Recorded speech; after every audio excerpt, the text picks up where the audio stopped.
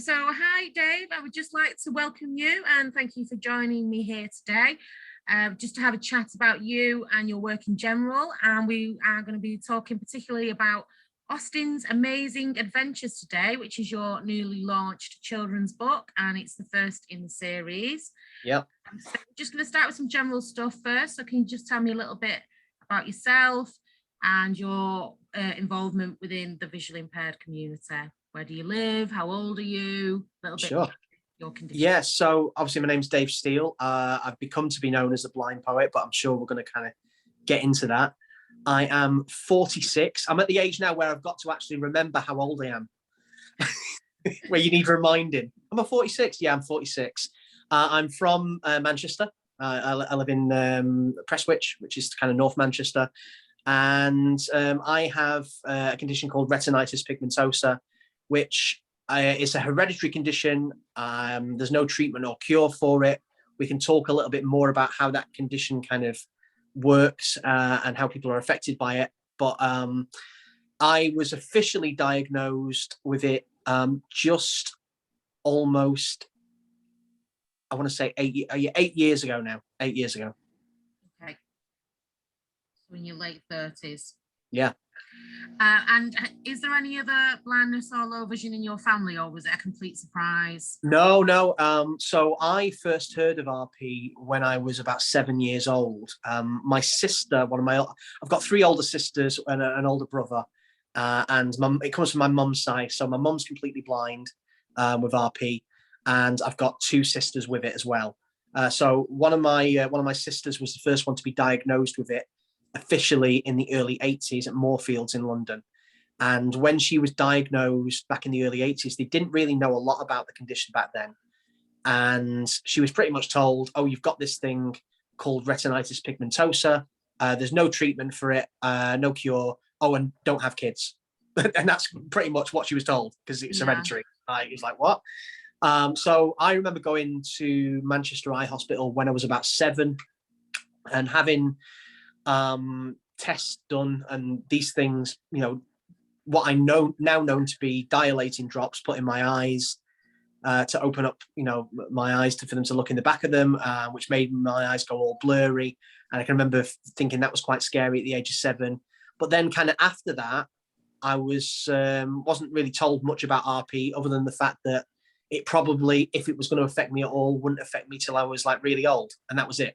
And I just kind of got on with things and forgot about it and left Manchester when I left college when I turned 18, went to work as a singer. I started as a blue coat for Pontins, the Holiday Park company. I was a blue coat for Pontins and did that for a number of years and then worked as a singer, as a cabaret singer, touring hotels abroad and cruise ships, and kind of just like got on and enjoyed my life and forgot about it. I probably did have the early onset of RP from my kind of early 20s, which is night blindness, so struggling from light to dark places. Yeah. And I just kind of put it to the back of my mind because it wasn't really affecting me. I just had to make kind of slight adjustments. The way I always talk about it is when a normal sighted person walks into a cinema from a brightly lit, area to a dark room, it takes them a few seconds for their eyes to adjust, whereas someone with night blindness, it takes them longer or they don't adjust at all. So it'd take me a little bit longer to adjust, but I was still good for everything else. And I just kind of got on with it. And it wasn't until I was in my late 30s where I went for a routine eye exam. And that was when I got the official diagnosis and my whole world changed. So you mentioned that your mum is completely blind and also your sisters. So given that you've been surrounded by family members who have been affected by it, do you think that put you in a good position to be able to respond to your diagnosis in your late 30s? Well, I wasn't actually around it because, like, my mum, I left home when I was like 17, 18, when I went to work away. So I was never really home around my mum for all those years up until my late 30s. So I never got to see the progression because I was always working away. And my sister, who was affected, actually lived in America. So I wasn't there around it on a day-to-day basis. When we did meet up at, very rare kind of family dues, I'd see that kind of the sort of thing that I do now, that kind of vacant look in the eyes when you can't focus on something, when you're night blind or struggling to see something out of your peripheral. And I saw that in my sister quite a lot, but it was never really at the front of my mind. I always knew that, we had it and there was a chance that something might happen in the future, but I didn't think it would be until I was much, much older. Right. Okay. Now, so before we started the official interview, we just had a chat about the massive number of things that you've been doing as part of the visually impaired community, and there's a plethora of things here to talk about and ask you about. So I just wanted to know a little bit more about your Stand By My RP Facebook page, and I think that come off the back of some song adaptations. Stand By Me RP, and that's kind of the way it all started. It's a really funny story. I'll give you the kind of condensed version. Was that first year of my diagnosis, when I was 38, was a really, really tough time. Like a lot of people, I kind of fell through the net of the support system. There was a 9-month waiting list or process to get through for personal independence payment, which is obviously the main benefit support. I lost my job because I was working in car sales at the time and singing still, and I couldn't drive anymore. So my employer let me go, and we really struggled. We lost our house, couldn't afford the rent in the place we were staying anymore. There was a 9-month waiting list, as I said, to actually receive any kind of payment from the government, and going through that horrible process that it was. And all the while I was struggling with anxiety and depression, not only because of, me losing my sight, but also the financial pressure it was putting on my family. So the way it all kind of started on this path to be, now known as a blind poet, was I got invited to a support group in Newcastle for people with RP and another condition called Usher syndrome, which is deafblindness. It's the same sight loss as RP. And when they heard that I'd worked as a singer, they said to me, would you come and sing some songs and be the entertainment for the support group that day? And I said yes straight away, because I was really nervous about going to the support group. Being around other people losing the sight or blind, visually impaired with guide dogs and canes for the first time was really scary. And I was at a real low then. So the minute they said, will you come and sing? I was like, absolutely, because that's my comfort zone. So like the night before I was due to go to this support group, I was in bed going over ideas of songs to sing. And I just had this kind of almost eureka moment where I just thought, if I took a song that everyone knows, but change the words and talk about my kind of experience so far with low vision and blindness, that'd be quite a cool thing to do. So I rewrote Stand By Me by Benny King, because, it was one of the songs I used to sing quite regular. The opening line of when the night has come and the land is dark and the moon is the only light we'll see was like night blindness. So that was kind of a starting platform. And I rewrote the song in about 10 minutes in bed. And then when I sang it the following day at the support group, the people in the room, it was a really emotional moment. There was people in tears listening to what I'd written. They were coming up to me afterwards saying that the words that I'd wrote was describing how they'd always felt about their journey with blindness and low vision. And I always say that first 8-9 months of really struggling, I went through a lot of the things that people go through with any kind of new diagnosis. I lost my confidence, my independence, my pride, but the biggest kind of thing it took from me was my purpose. I didn't know where my place was in the world anymore. And, with a lot of misconceptions that are out there with regards to blindness, people still thinking that you're either completely blind or not at all. And they forget that there's actually many shades to blindness, that I was being turned down for jobs that I could do on my, standing on my head.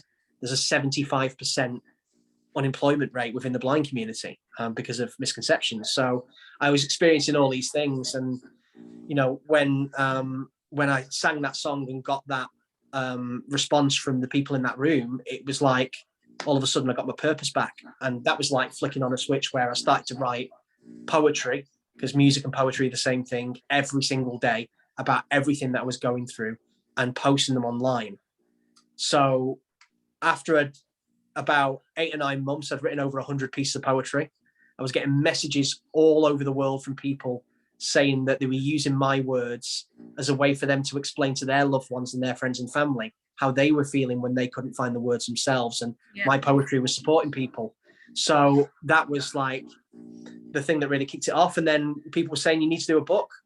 So I released the first book, Stand By Me RP, named after that song, in February 2016, which is RP Awareness Month, February. Yeah. And in its first week, it became the #1 European poetry release on Amazon in both America and Australia.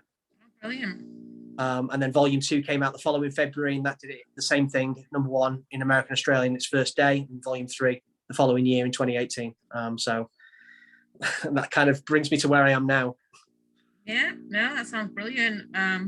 It's there's something quite powerful, isn't there, about being able to use your spoken word in order to write something, in order for people to resonate and feel some comfort and feel supported.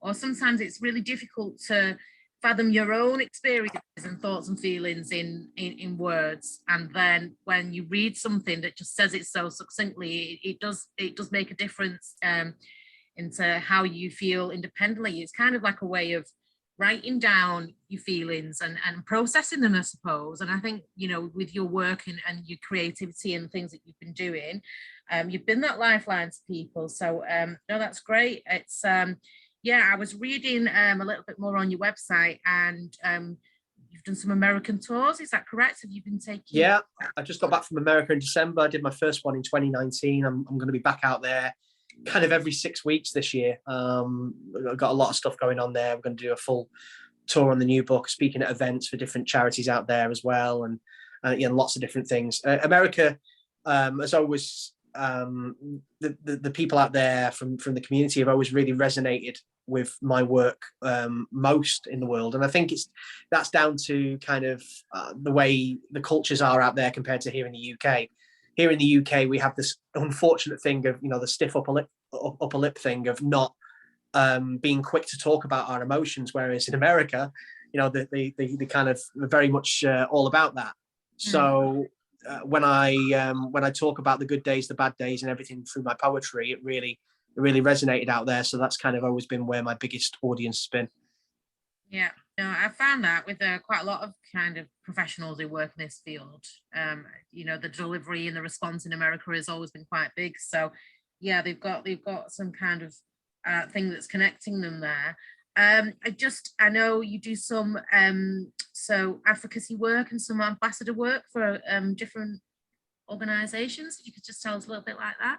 Yeah, so obviously here in the UK, I am an ambassador for a charity that obviously we're both familiar with, Henshaw's in the Northwest, which I've been an ambassador for them now for about 4 years, 3-4 years now. I've got a few more organisations that I'm an ambassador for. One I can't talk about yet, which is going to be announced soon here in the UK, which I'm sworn to secrecy of, but I'll let you know as soon as that's done. And in America, a few different organisations as well as some companies as well. So there's some friends of mine called Brad and Brian Manning, who run a company called Two Blind Brothers, and they are a non-for-profit clothing brand, and all their 100% of their proceeds go to the charity Foundation Fighting Blindness, which is one of the main low vision blindness charities in America. Yeah. So I've been ambassador for them for a little while now, and as well as a few other companies as well, low vision shop as well. Yeah. That's great.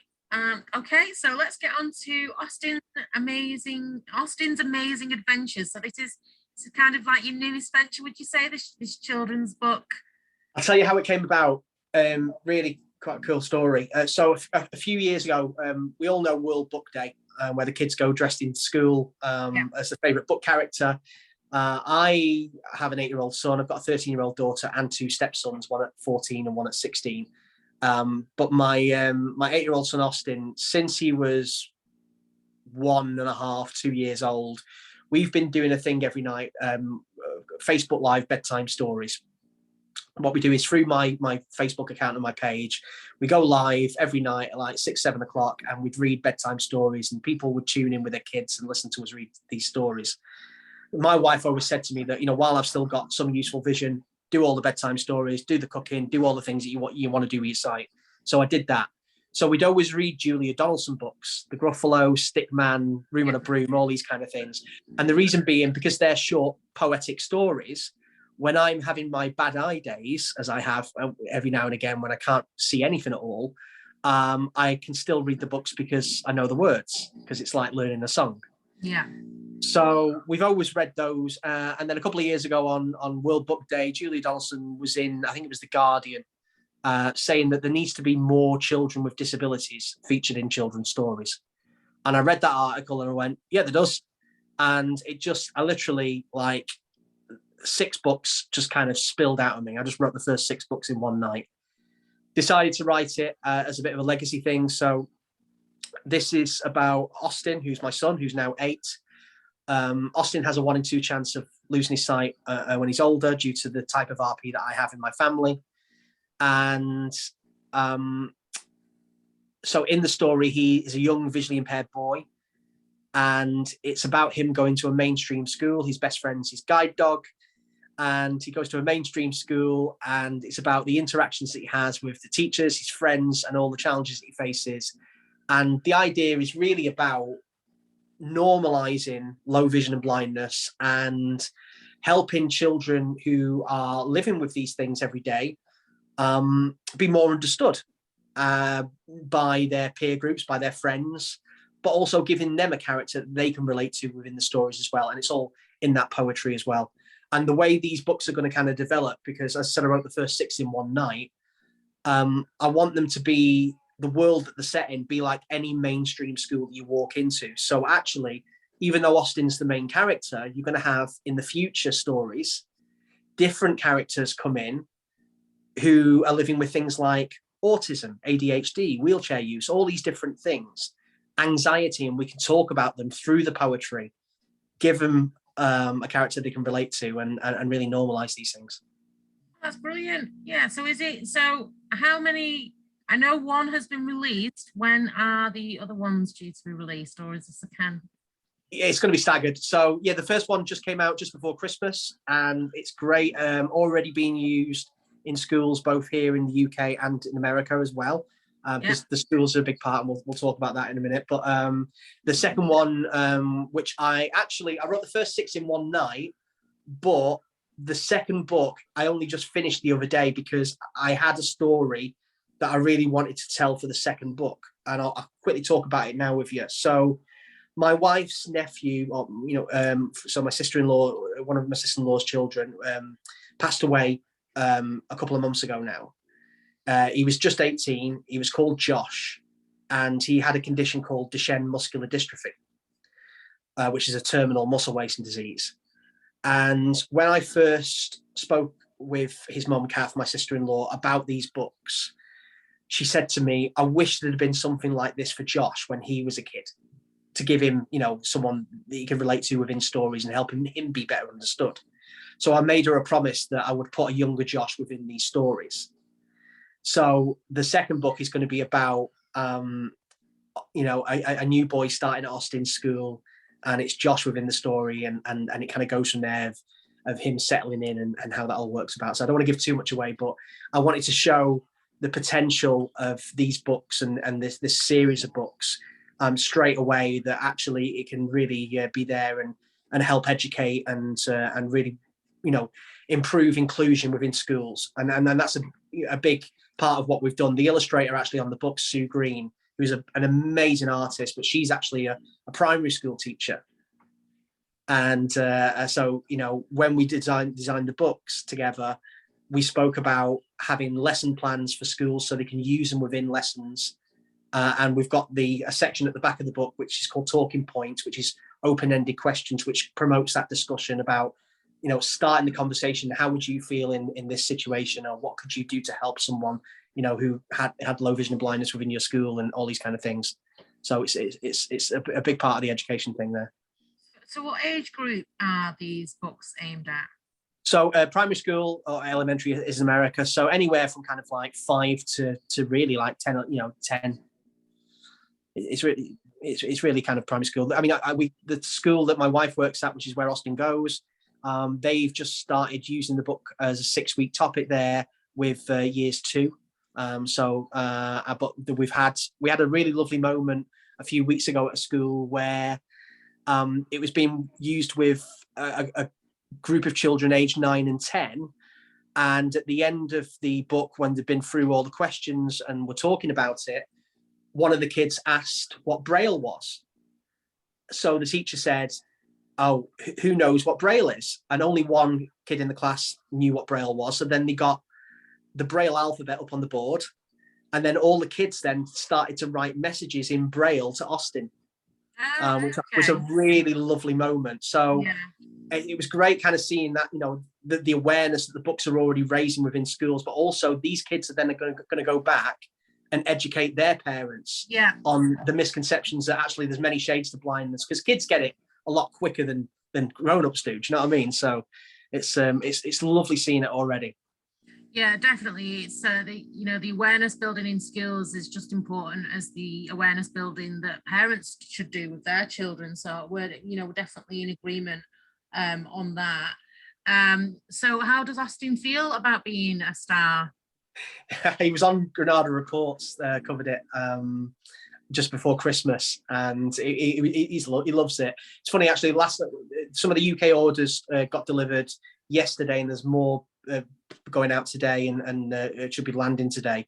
And he actually got a phone call from a young boy called Jack who's got RP last night, because he'd just got the book and he'd read it as soon as he got in from school, and he wanted to call Austin to say thank you. So, and Austin kind of spoke to him for a little while, which was really lovely. I'm holding up there's a copy of the book there. Which is I'll audio describe it for anyone that's not got any useful vision. So I'm holding up the book. On the front of it says Austin's Amazing Adventures, and there's an illustration there of Austin who's wearing blue denim jeans, kind of bluey green boots, a red t-shirt with a blue letter A on it, a kind of denim jacket, and he's walking in full harness with his guide dog down the street. And the guide dog actually is he's called Joe in the books, but he's actually based on my own guide dog, Christopher, who is downstairs at the moment. Right, brilliant. And I know you've got in some skills, and people have been doing personal orders as well.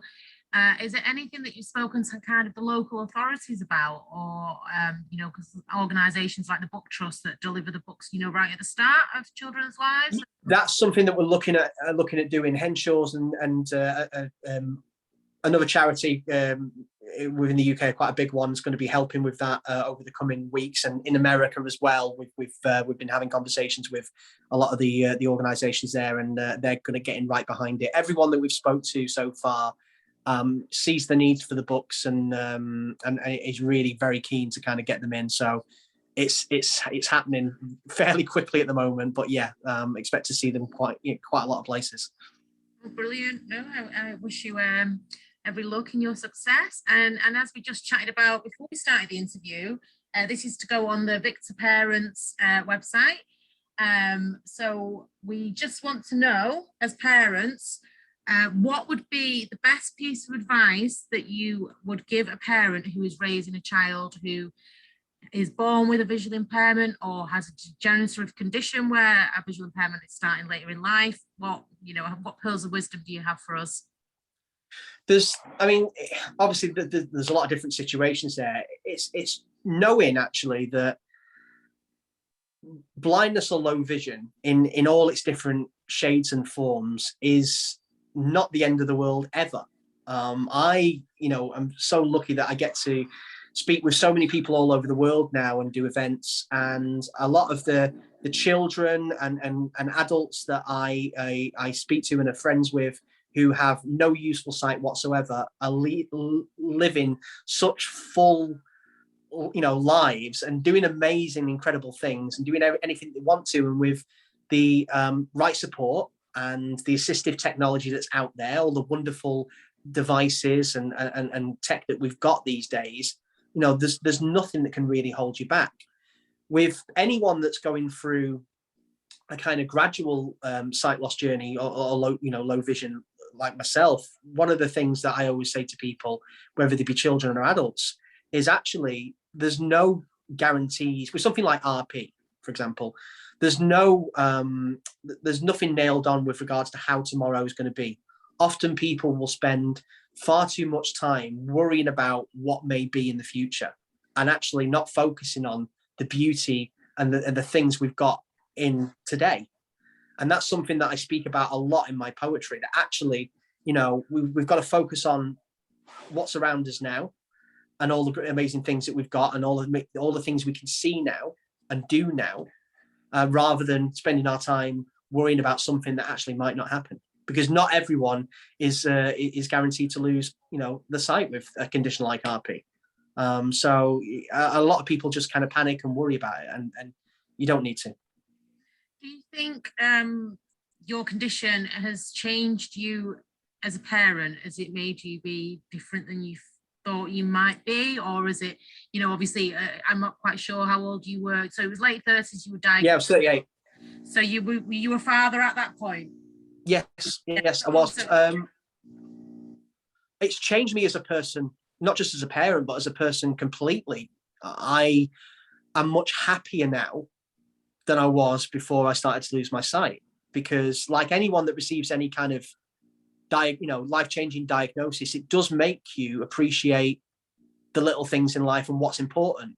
You know, often we can go about our days, you know, being career driven or, you know, money motivated, and we forget actually, you know, the really important things in life, which is, you know, the ones around us and the little things in each day. And I think due to my own journey and what happened with my diagnosis, it really did make me focus on that. So as a family, we actually make more memories now since my diagnosis and appreciate things in a much more precious way than we did before. And we're all grateful for that.